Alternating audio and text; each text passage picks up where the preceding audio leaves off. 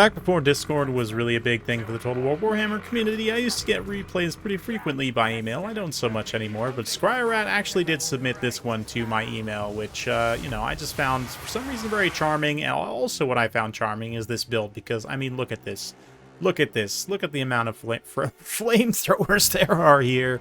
The Warpfire throwers are just amazing, spectacular, and there's 5 of them, and there's also 5 Night Runners, so this is a interesting build, I have to say.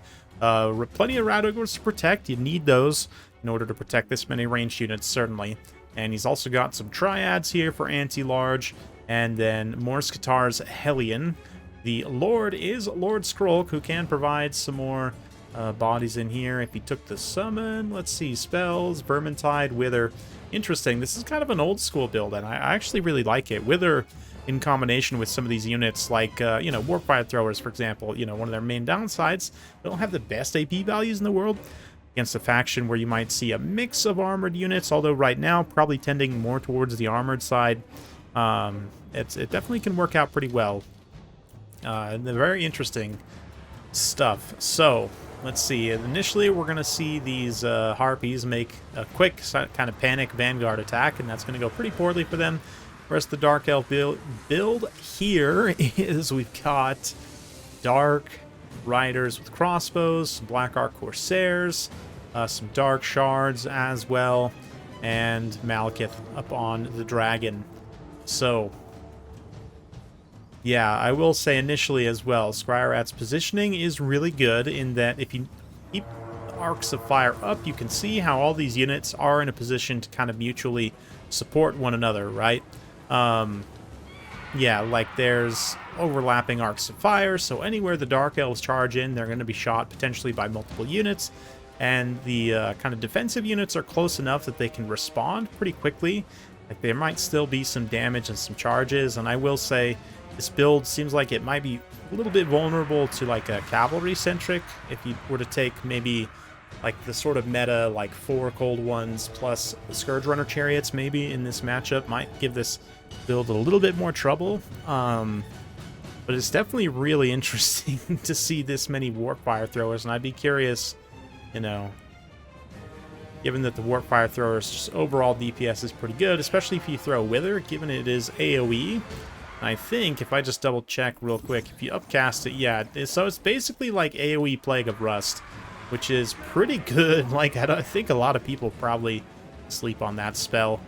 Granted, there's not a lot of Skaven units that can take, like, the best advantage of it, but we're going to see here the effect on these Corsairs. This is just the minus 30 armor version, and the Flamethrower is going to pull up in range, and, yeah, I took the health bars down just so that we could see cinematically what happens, but it does basically level the entire unit, so even without that, the effect is pretty substantial, and this is why, you know, even you bring this many Warpfire throwers, a few of them get compromised, you're still going to have a few online, as long as you're good with your targeting priority. One definitely gets absolutely destroyed here. Soul Stealer and Counterfire. Malekith charges down to intercept those Rat Ogres, and we see the return of the Harpies. Right now, Night Runner's kind of sticking around the flanks to continue protecting here. They can kind of screen with their shurikens. Not that they have a ton of ammo, at least on that end. This one has some ammo, could be following up here, but ultimately probably not the biggest deal in the world. The Warpfire throwers are pretty much all routed, except for this one, but they basically all done their jobs already to a degree in like breaking the back of this formation to a pretty fair extent. And then Morskatar's Hellion countercharging Malekith when he's on the ground. Definitely the right call with the Rat Ogres in support. He's got, yeah, it's a pretty ideal scenario. Ooh, he's got the Weeping Blade also active, which is going to just tear away the armor here from those Triads, the Shurikens, and you see the Warpfire throwers also landing a few hits there. That did a lot of damage. Malekith just got wrecked in that combat, so pretty good stuff there. Warpfires here, fairly healthy. I guess there's a few units kind of regrouped fairly healthy still. Can definitely get in, get some work done. So even despite the lack of infantry, just through sheer volume of fire, you know, even the regrouping infantry here, they're going to charge in. These Corsairs will do some damage. Let's keep a nice wide view here as Malekith tries to regroup his army, but that initial clash definitely went fairly poorly, it must be said. So a relatively quick one, but I mean, I had to show you guys that, right? 5 warp fire throwers is a lot, and it makes sense, actually. It's kind of insane, but it does make sense to a degree, because of Dark Elves' low HP, right? And again, I do think this might struggle if Dark Elves were to sort of have a more all-in mobility strategy, be reliant less on infantry. I do think a lot of experienced players, I don't know, like, I know a lot of players who definitely wouldn't take this amount of infantry just in general against Skaven, because they have really good anti-infantry tools. Like, you could sub bombers out for these warpfire throwers, and this build would be maybe not quite as good, but similar. Maybe you even have a mix of the two.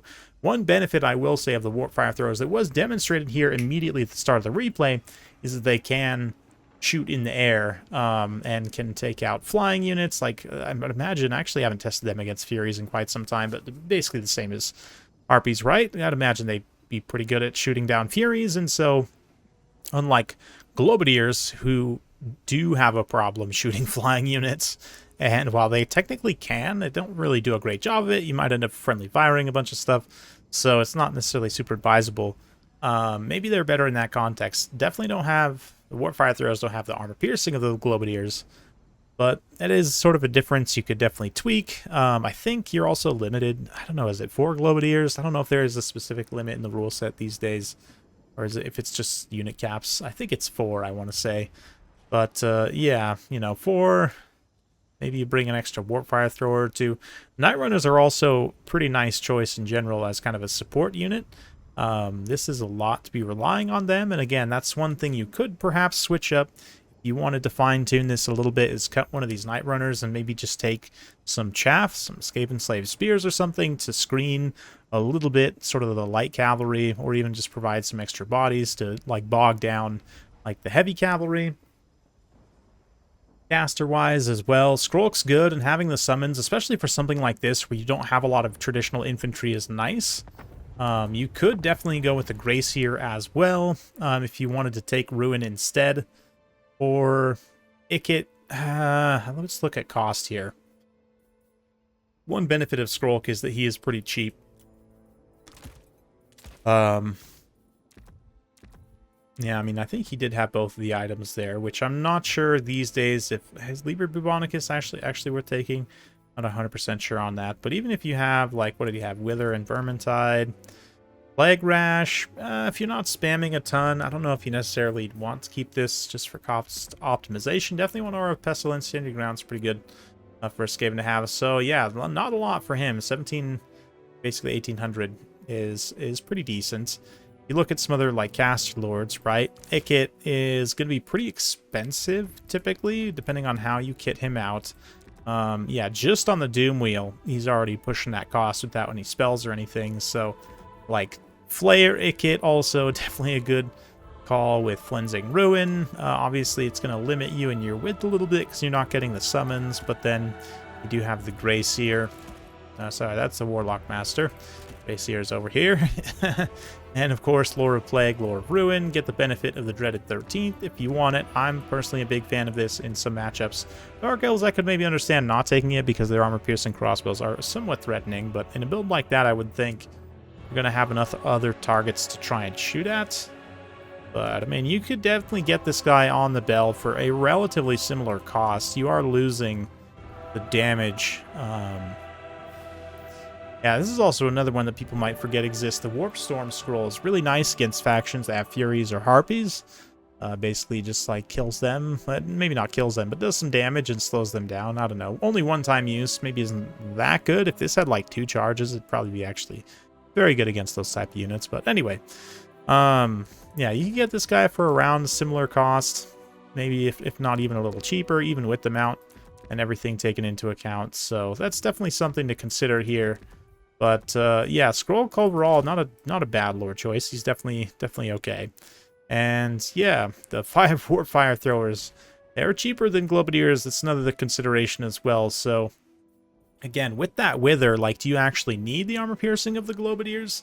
I think definitely in some matchups you do, in some matchups you don't. So it's interesting to see, and I appreciate Skyr Rat for sending that one in. Hopefully you guys enjoyed. If you like this sort of content, be sure to like, subscribe, hit that bell notification button. Every time I upload a new video, you'll be notified. Thanks again. We'll see you next time.